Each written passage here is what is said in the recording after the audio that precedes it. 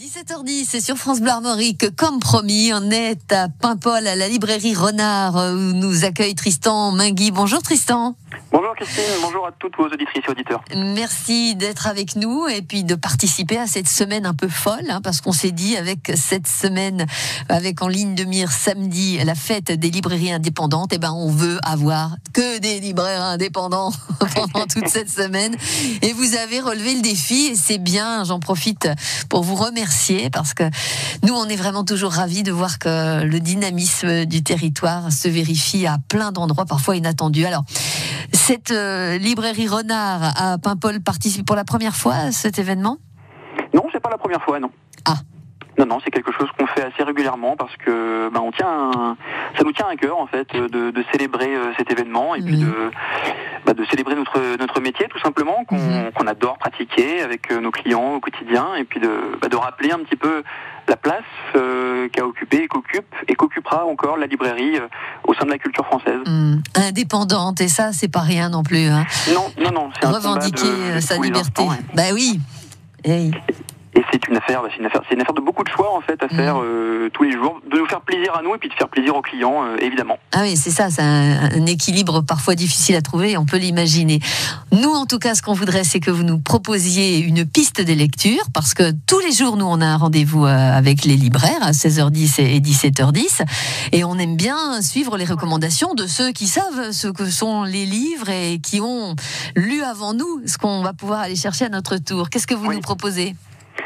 Avec les collègues, on s'est demandé quel livre on pourrait présenter, et puis en fait, on est tous tombés d'accord sur Iceland, le dernier ouvrage de Yann Manouk aux éditions Paulsen, qui est sur nos tables depuis octobre 2021. Et alors pour nous, c'est une évidence parce que en plus de parler de l'histoire de Paimpol, c'est un très très bon roman.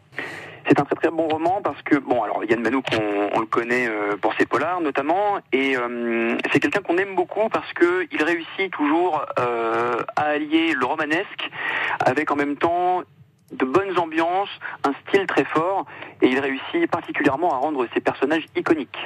Là, par exemple, on suit deux forçats qui sont tirés des campagnes de Paimpol et de ses alentours en 1904 et qui sont envoyés à Islande un petit peu de force, comme ça, dans une expédition pour être pêcheurs.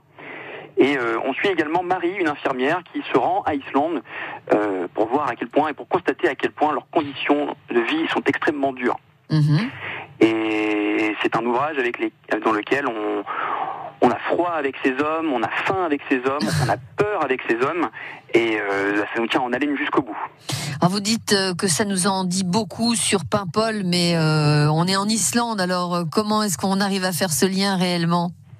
Eh bien parce que les armateurs qui s'occupent de ces expéditions viennent de Paimpol eux-mêmes, et la pêche rapporte de l'argent à Paimpol.